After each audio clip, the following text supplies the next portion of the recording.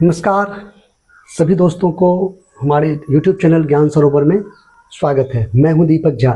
आज प्रश्न है कि दो चर वाले रैखिक समीकरण का जो है ज्यामितिक अर्थ क्या होता है। दो चर वाला रैखिक समीकरण जो भी होता है उसका ज्यामितिक अर्थ क्या होता है। आइए देखते हैं उसका ज्यामितिक अर्थ क्या होता है। तो दो चर वाले रैखिक समीकरण के हल का ज्यामितिक अर्थ के बारे में हम लोग समझना चाहते हैं, तो इसके लिए हम एक समीकरण ले लेंगे। एक समीकरण लेते हैं जैसे 2x प्लस 3y पर माइनस 12 इजकल टू 0।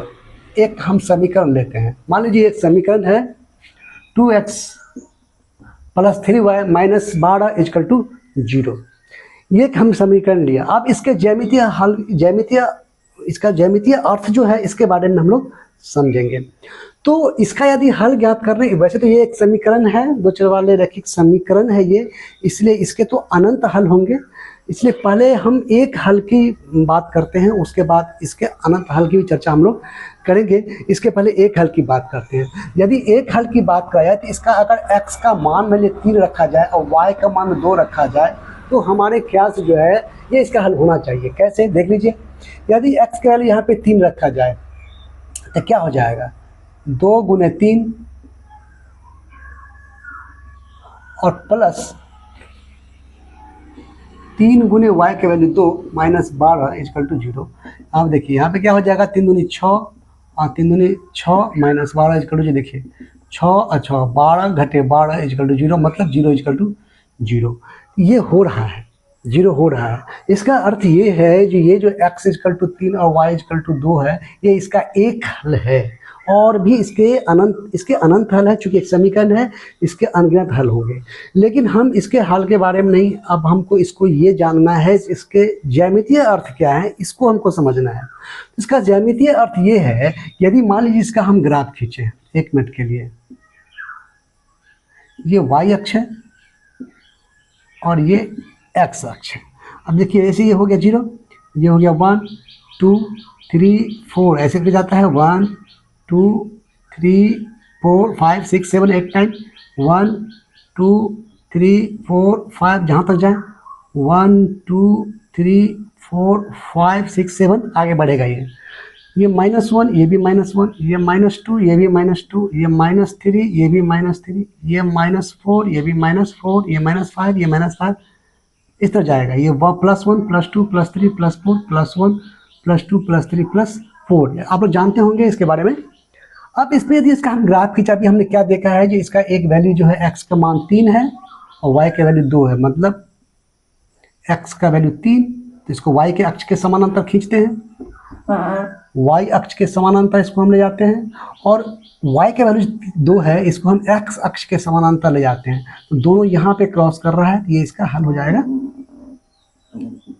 ये एक बिंदु प्राप्त हुआ हमको। इसको कुछ हम मान लेते हैं, इसको, इस बिंदु को हम P मान लेते हैं 1 मिनट में, जिसमें x का वैल्यू क्या है, x का वैल्यू 3 है और y का वैल्यू 2 है। इस तरह हम और भी इसके हल ज्ञात कर सकते हैं। अब यदि इसको एक समानांतर रेखा खींचा जाए, क्योंकि हम जानते हैं कि दो चर वाले रैखिक समीकरण का जो ग्राफ होता है वह एक सरल रेखा में प्राप्त होता है। तो मान लीजिए एक बिंदु यहाँ पे है, अब हमने एक सरल रेखा खींचा, हम और एक बिंदु प्राप्त कर सकते थे, एक सरल रेखा खींच लिया। तो इसका क्या मतलब हुआ, ज्यामितीय अर्थ का क्या अर्थ हुआ? तो ज्यामितीय अर्थ का यहाँ पे मतलब ये हुआ, कहने का तात्पर्य ये हुआ उसका, जो ये जो बिंदु P का जो नियमांक है, मतलब बिंदु जो P है वो इस ग्राफ का एक बिंदु है। कहने का मतलब ये है, दूसरे अर्थों में इसको देखा जाए तो ये जो ग्राफ हमको मिला हुआ है, ये सरल रेखा जो प्राप्त हुआ है, इसका प्रत्येक बिंदु जो है इसका हल है। अब तो ग्राफ तो बहुत लंबी है, बहुत लंबी, मतलब दोनों छोर इसका अनंत है, ये अनंत छोर तक जा सकता है ये। तो इसका मतलब यह जो रेखा है तो प्रत्येक यह रेखा तो बिंदुओं से ही बना हुआ है, और प्रत्येक बिंदु जो है इस समीकरण का एक हल है। इसका प्रत्येक बिंदु का जो नियमांक है वह इसका हल है।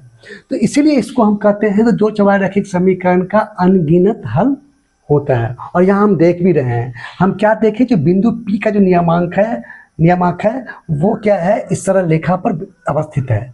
तो इससे हम यह निष्कर्ष निकाल सकते हैं कि इस सरल रेखा का जितना भी बिंदु है, और सरल रेखा जो है वो बिंदुओं से ही रेखाएं बनती हैं, इसके मतलब है जो ये सरल रेखा जो हमको मिला हुआ है इसमें अनंत बिंदुएं हैं, अनगिनत बिंदुएं हैं, और वो अनंत बिंदुएं जो है वो इसका हल है।